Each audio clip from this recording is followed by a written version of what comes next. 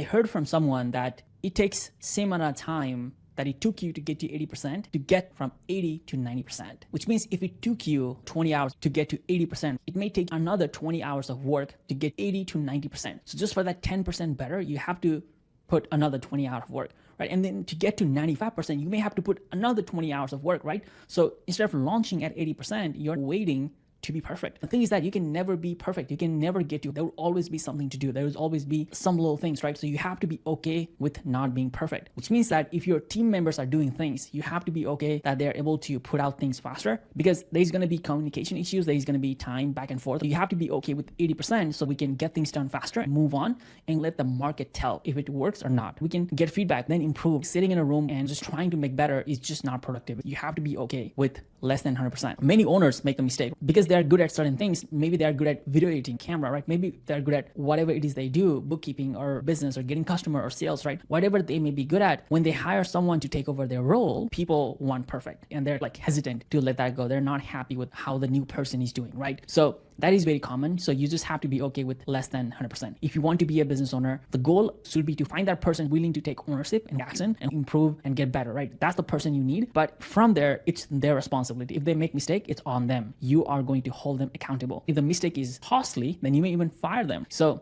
that's up to them to decide if they want to stay in the company, do a great job, or get fired. So you have to be okay with less than 100%, but also know at the same time, what is less than 100%? Is it 20%? Is it 30%? Is it 60%? Or is it 80%? 80% is typically what I'm looking at. But if it's too bad, then I'm always giving feedback so they can get better. So the next thing that I do to help team member become a leader is to reply slower or get them to make the decision in behalf of the company, all right? So what I mean by reply slower is that whenever someone is stuck, what are they gonna do? They're gonna be like, hey manager, can you help me? Yes, that's good. But many people, like, they spend a few hours looking for a solution, right? And they decide they don't find the right solution.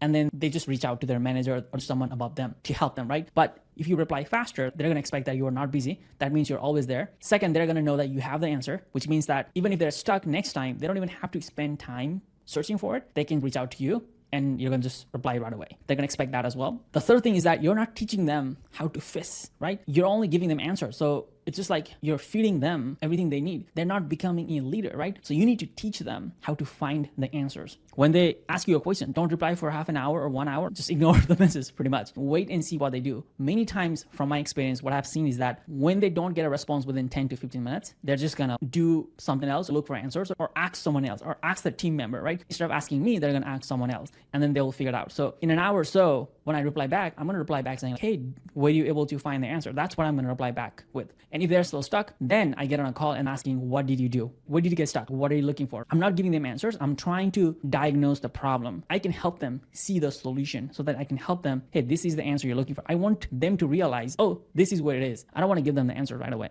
If you were in my situation, what would you do? What are the 3 solutions you would come up with? Solution 1, solution 2, solution 3. And you just go, which do you think is the best? They will more likely say, based on everything I know, solution 1 is best. Then you say, that's what we're going to do. So they know next time when they come reach out to you, you're going to ask them for 3 solutions, and then you're going to have them pick one of the solutions. So next time they're not going to even reach out to you. They're just going to do the same exercise themselves. So those are some of the strategies that I have worked with my team, helping them step up. So the next thing that I like to do is that simple, like whatever the problem, whatever they're stuck, right, is to ask them, what would you do if you were the owner, if in my shoes? What is the best decision? Sometimes the problem is there is a cost to a decision. So there are 2 solutions. Solution 1 is going to cost $1,000. Solution 2 is going to get someone fired. So there is no cost, but there can be some problem and somebody else has to take on their role. Which one would you make? That's always a hard decision to make. You also have to give them a budget. If it's anything less than $1,000, you can make that decision. So if it's less than $1,000 that costs you a company, you don't have to reach out to me. You can just make that decision. If you think that's the best decision at that time, based on everything you know, you did all the research, and you think that is the best decision and cost less than $1,000, then you can make that decision. And $1,000 is just a number that I came up with. Depending on the level they're in, they may get a different. So if someone is in C-suite or someone is a director, right?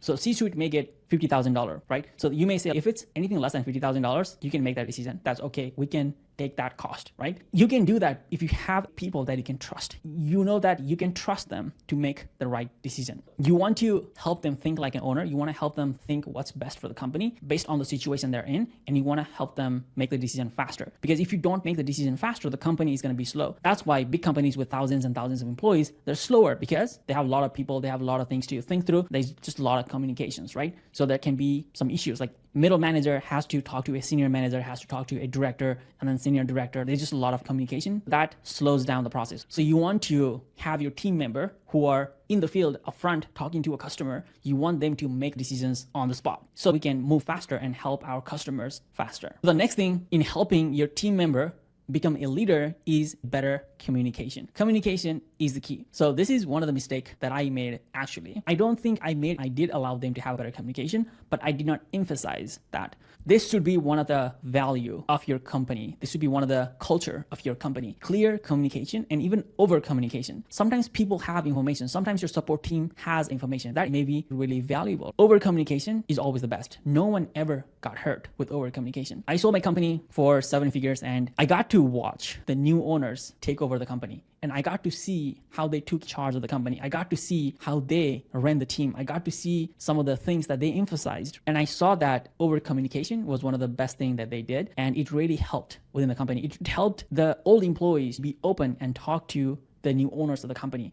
And that was really interesting. That made the whole transition smooth. I'm a big advocate of over communication and communication in general. You want people to communicate. You want people to give you update. You want people to tell you the things that they're working on. At least once or twice a day, you need to be in contact with your team. So the last thing on helping your team member become a leader is doing things you say you're gonna do. If you don't do the things you say you're gonna do, no one's gonna believe you and no one's gonna trust you, right? Let's be honest. People are not gonna listen to you because you don't value your own word. You're gonna say you're gonna do something on by this time, but the time comes and you haven't done it, and the tax is now late and everybody is now like behind, right? So people need to be able to trust you. If you want to lead a company, if you want the team member to lead a company, first of all, you as an owner of the company have to step up. You have to do things you said you're going to do. And then that's what the team member are going to copy from you. They're going to know that, hey, in this company, we're going to do what we say we're going to do and we're going to do on time. If somebody is constantly behind, you need to fire them. They are a bad fit to your company. They are bad fit to your culture, because that's how the company die, because that's how the company literally slip. They make mistakes. Clients are not happy. Clients leave and profit goes down. You want everybody doing things on time, holding each other accountable, and you want everybody moving forward at the same pace. So it starts with you as an owner. You do things when you said you're going to do, and you're going to have team members copy you, and then they're going to do things. If somebody's not doing it, you're going to fire them. That's as simple as it is. But that's one of the key lessons of leadership, is doing things on time and doing what you said you're going to do. So those are all the things that I have applied in my own company, helping my team members to step up to lead in my place. I hope this video was helpful to you. If you found this video helpful, then subscribe, and I will see you on the next video.